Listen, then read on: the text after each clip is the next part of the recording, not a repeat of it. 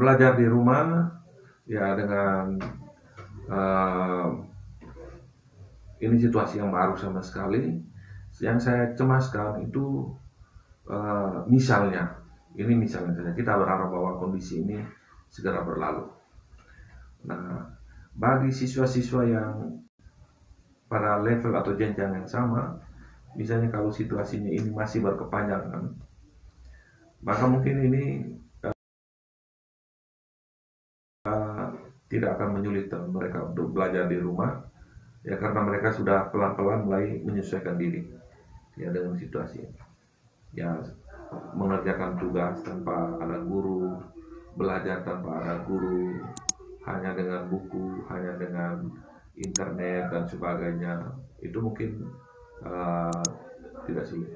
Yang saya cemaskan sekarang adalah bagaimana mereka yang mulai masuk sekolah pertama, terutama dari jenjang prasekolah, terutama TK, PAUD dan sebagainya, lalu kemudian masuk ke SD.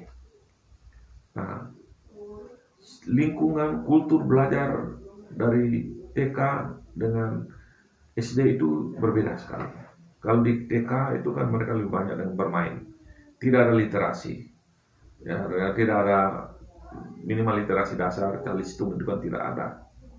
Tidak, di sana kan dilarang, tidak boleh mengajarkan keterampilan membaca, menulis, lebih banyak pada eksplorasi motoriknya, lebih banyak bermain, lebih banyak mengasah kreativitas kalau tidak salah, itu di PAUD. Tapi ketika dia masuk SD, dia harus mulai dengan belajar kecakapan dasar, paling tidak calistung, literasi dasarnya itu.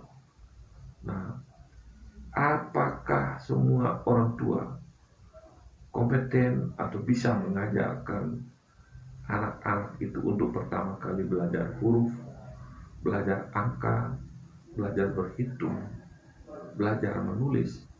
Ini menjadi persoalan besar.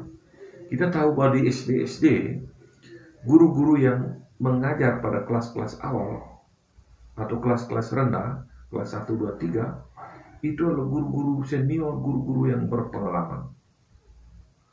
Karena mereka mengajarkan anak yang belum tahu apa-apa tentang calistung itu, supaya bisa menjadi tahu tentang calistung, terampil calistung.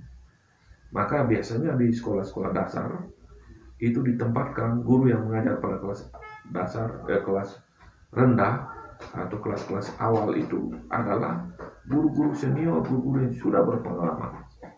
Ya. Nah, peran seperti itu apakah bisa ada pada orang tua atau tidak? Ya. Jadi saya bayangkan bagaimana orang tua yang mungkin gampang-gampang aja ya. Mungkin selama ini dia hanya membantu mengerjakan PR anak yang ya tiba-tiba harus mulai dari awal belajar, latih anak untuk menulis A, B, C, ya membaca, kemudian berhitung. Ini tidak semua orang tua bisa. Jadi menurut saya tantangan terberat itu bagaimana peralihan dari prasekolah ke sekolah. Ya, karena saya yakin bahwa kalau misalnya masalah pandemi ini masih berlanjut, maka proses penerimaan murid baru dan ininya juga pasti tidak dilakukan secara masif, secara ini bergerombol dan sebagainya. Dan mungkin juga tetap tidak ada belajar bersama di sekolah, mereka tetap kembali ke rumah. Nah, bisa tidak orang tua mengajarkan anak dari yang pertama ini? Saya sendiri ya terus terang ya, dulu saya tidak pernah mengajarkan anak-anak saya untuk belajar calistung, ya, kecakapan dasar itu saya tidak pernah mengajarkan, karena yang paling tahu baik mengajarkan itu adalah guru-guru di sekolah-sekolah rendah, kelas-kelas rendah di SD. Ya, itu di sana bukan guru yang main-main, guru-guru senior, ya, guru-guru yang berpengalaman semua yang mengajar di situ. Nah, lalu kemudian peralihan dari jenjang ke jenjang juga pasti kultur belajarnya berbeda. Ya, kebiasaan belajar kalau kita tahu selama ini, ya, ada semacam rumus yang tidak resmi tetapi bisa sering digunakan untuk melihat kemandirian belajar anak. Ya, pada pendidikan dasar itu peran guru itu masih dominan. Ya, kita sebut kurang lebih 75%. Ya, anak ada perannya, tetapi lebih banyak kendali apa semua itu ada di guru. Ketika mulai maju ke pendidikan menengah, maka peran guru itu mulai berkurang. Ya, ada prinsip 50-50. Peran separuhnya itu kendali belajar, separuhnya ada di siswa, separuhnya itu ada di guru. Kenapa makin berkurang? Karena tingkat kemandirian anak ya makin baik ketika dia mulai menanjak ke usia remaja dan sebagainya. Kalau masuk ke perguruan tinggi, peran guru dan dosen di sana semakin berkurang lagi, karena dia menggunakan pola belajar orang dewasa. Dosen hanya 25%, 75% kendali belajar apa semua ada pada pihak mahasiswa. Nah, perubahan jenjang ini juga mempengaruhi kultur belajar. Ya, kita berharap bahwa kurikulum 2013 yang diterapkan di sekolah selama ini sudah mengubah kultur belajar itu. Artinya dominasi guru itu sudah semakin berkurang.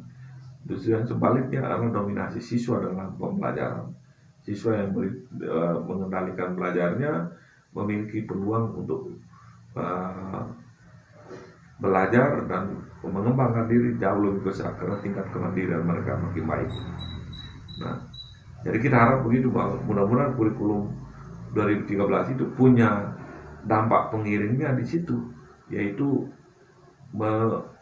mengembangkan kemandirian belajar. Kalau itu di kurikulum ini sudah diterapkan secara konsisten, ya.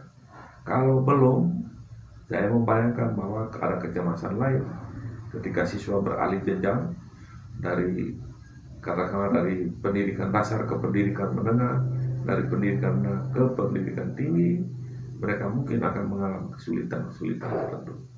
Tapi ya, kita berharap wabah ini segera berakhir supaya kita bisa kembali lagi pada situasi yang normal.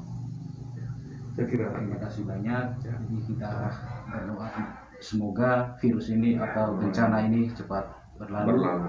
Sehingga kita bisa beraktivitas seperti biasa.